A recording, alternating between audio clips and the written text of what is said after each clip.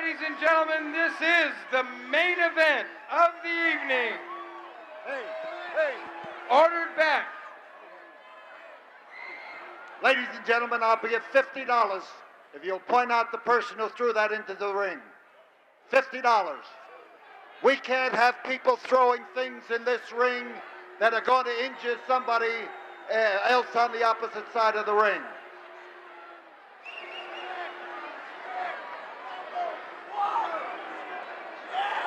Please be reminded, any throwing of objects inside the Sam Houston Coliseum, you will be arrested. This match has been ordered back for the NWA heavyweight title. To my left, the challenger, weighing in at 250 pounds, from Midland, Texas, Chief Wahoo McDaniel.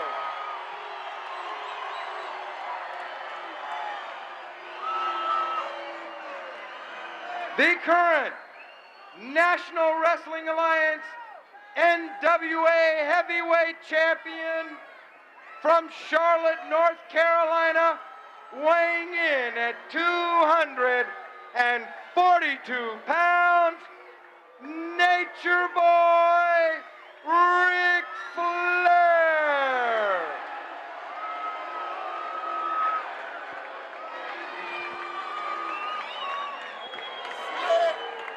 Ric Flair, world's heavyweight champion, and the title on him looks well deserved. He's a man who stays in condition, a man who knows what he's doing when he steps in that ring, and while fans don't always like his style, they most certainly have to admire the fact that although he's not the biggest wrestler in the world, he can lay claim to the title that goes right back to wrestling's origin in this country, and that is the one that is held by the National Wrestling Alliance heavyweight champion Ric Flair. And in this case, Wahoo McDaniel, who is one of the toughest people ever to challenge for the title. Flair knows he's in for a battle, there's no question about it.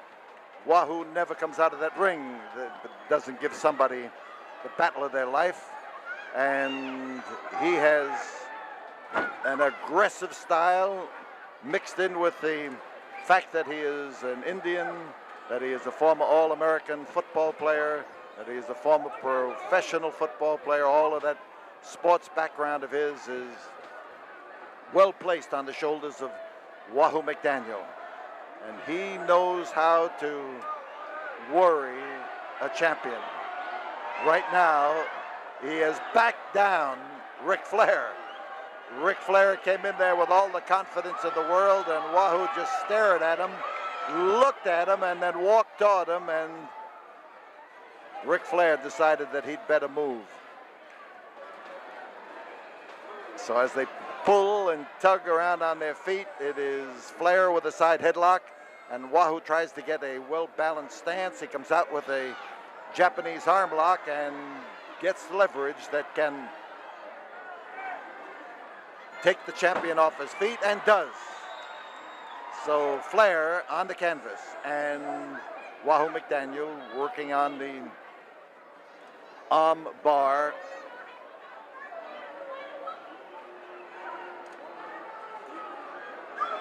Double wrist lock. Wahoo, as he pulls that up, is confident, of course, that he's got the controlling interest in that arm, and he knows how to use it. The double wrist lock is the workhorse hold of wrestling, and one that gets a man out of more trouble and puts him into better positions than any other single hold. Not generally a match-winning hold, but it's a hold that leads to a match-winning hold. The Indian, side headlock, clamps it on there and does so with a guttural vengeance. That blonde hair of Ric Flair's is quite a trademark. He was the trademark of Gorgeous George. It was been the trademark of a lot of people. And the days have long since passed when a man couldn't walk around with blonde hair and long blonde hair and oh, Ric Flair got over Wahoo McDaniel, but he came down on the back of McDaniel and then onto the floor, and he wasn't quite sure of what had happened. He thought, oh man, how he came in there that time. He clobbered the champion. He laid that wallop in the jaw with a vengeance, and the look of absolute surprise on the face of Ric Flair was almost beautiful to behold. And now as he bears in there and he tries to keep the challenger in the corner, and Rick Rowe, a give and a take and a slashing tomahawk blows by Wahoo McDaniel, and Ric Flair, who was determined to face the issue right then and there, made a tactical blunder as he comes off on the short end of the chopping and the tomahawk swinging, and now it's a reverse chin lock as Wahoo McDaniel gets into a position from behind where he can lean his weight into the world's heavyweight champion, bend that neck if he can, bend it forward, and as referee Carl Fergie moves around, checks to see if it's a strangle or not. Now Ric Flair has moved so that it becomes a side headlock, and of course this takes a little bit different pressure. It hits in a different place, and it gives the man in whom it is held a little pressure where perhaps he can't stand it. Flair, standing position, you see him pushing into the ropes. That's what he was fighting for, to get up to his feet so he could counter. Oh, again he comes up with that blow, and he stung Wahoo McDaniel, and Wahoo comes back and starts swinging those open-handed chops, and it is Ric Flair who winds up on the canvas. And, oh man, what a wild blow that it came from way back, and again Wahoo comes back from way behind him. He has a way of moving those chops. His arm disappears behind him, and then as he swings around, he comes to lay it in there, and the champion goes out on the floor of the Coliseum determined to think things over. He has made a couple of strategic errors here, and he knows it. And he's been too proud to back away from Wahoo, and he has lost the battle of the chop on two distinct occasions. To say nothing about that wallop, that one wild wallop that started it all. So Wahoo comes in, and Flair has decided that driving that knee up there could bring Wahoo into a bent over position and make him just a little bit more vulnerable. Flair is arguing with the referee. Flair is determined not to be pushed around by Wahoo or by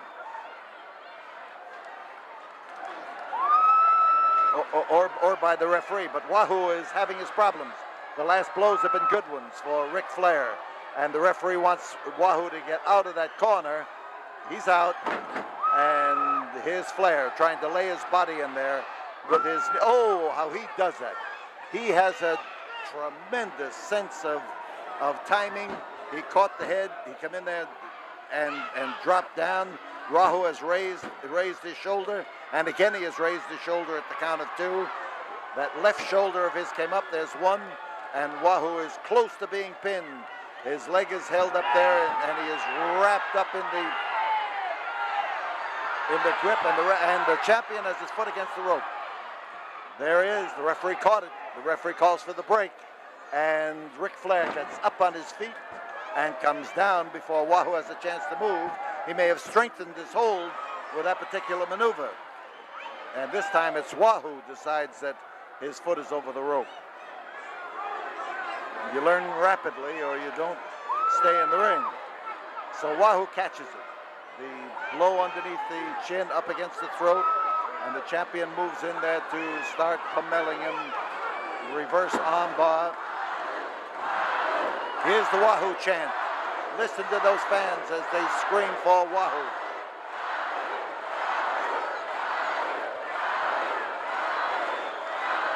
So the Indian love call is still going. Some people giving that tremulous call that they think is an Indian trait. Some Indians do it. But Wahoo likes to make his sounds the sound of fist colliding with jaw, or that tomahawk chop just blasting against his opponent. He says that's the one that inspires him. So Flair took him down. Wahoo is in the ropes. And the champion argues with the referee, and somebody on the outside is arguing with Flair, and Flair just nonchalantly turns around and tells him what he thinks of him, and then turns his attention to Wahoo McDaniel again. In behind Flair, and Flair goes for a hammerlock. He has it. He pulls that arm up behind the back, and he puts his foot on the rope again, looking for that extra inch of leverage that gives him a push ahead. So Flair went after the arm. It was behind the back. He was able to drop on the tricep muscle, and he came down on it hard. So Flair, with his use of the grip, uncovers the rib case of Wahoo McDaniel and then drives his foot up in that. But it's the twist on the arm that is adding to Wahoo's discomfort because of the way that knee landed on it. There's the twist again, and Wahoo is able to bend his arm, and woo, a little exchange, and again Flair starts to try to stand up and throw chops with Wahoo. It just doesn't work that way. 10 minutes have gone in this match. The world's heavyweight title is at stake. The NWA belt is right here to be given to the winner. And Ric Flair is the man who brought it into the ring, and Wahoo McDaniel is the man who hopes to become the first Indian ever to be recognized as the heavyweight champion of the world. That's always been his dream. And right now, his dream seems a little close as he got after his target repeatedly, but that knee bounced right up there and caught Wahoo in the midsection, and now we've got referee Carl Fergie standing up and laying down the law to Flair.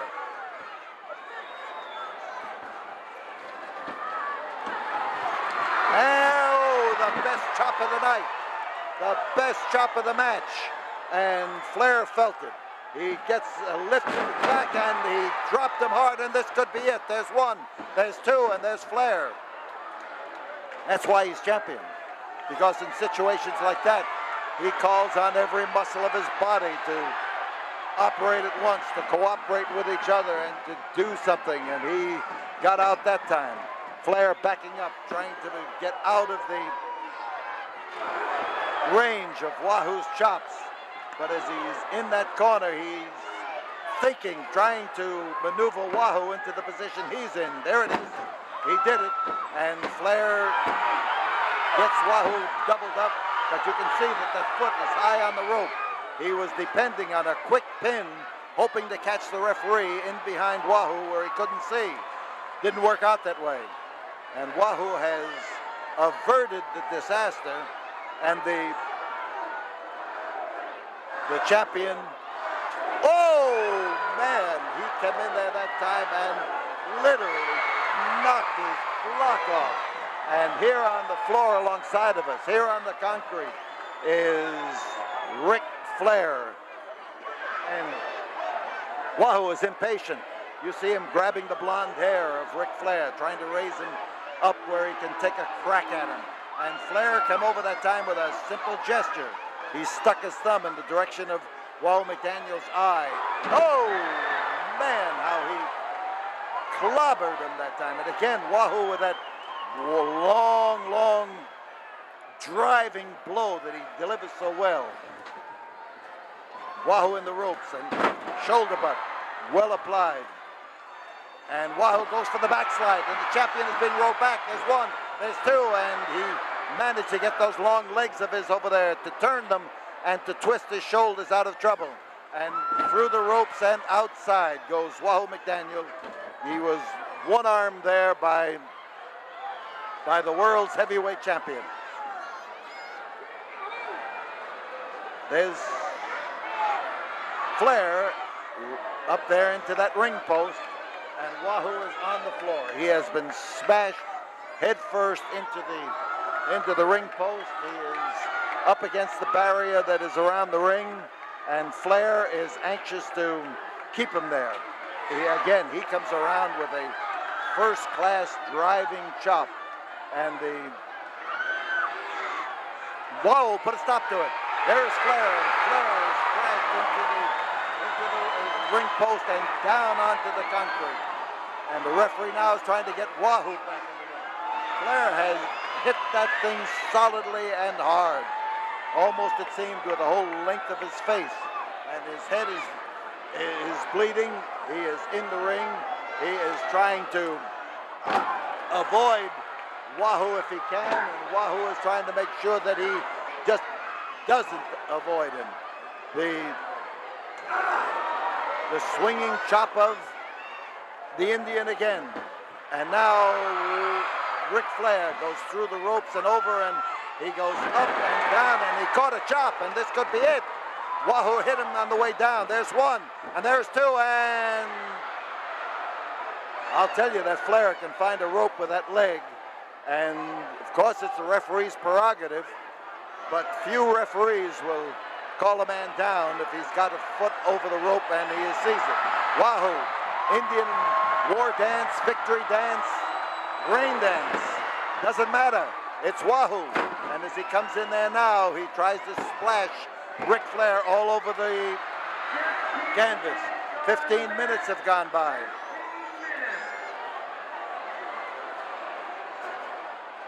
He's going for a back body drop, a beautiful maneuver. There's two, and there it is again, that foot over the ropes. And Wahoo has come close, but close counts only in horseshoes. And over the top rope goes the champion. The referee says he did not get thrown over the top rope. He went over of his momentum after he was hit. And Wahoo finds that jaw of his repeatedly. On top. There it is, there's a 3 count, and Ric Flair, who has used the rope repeatedly to avoid being pinned, used the rope that time to balance himself and to win the match.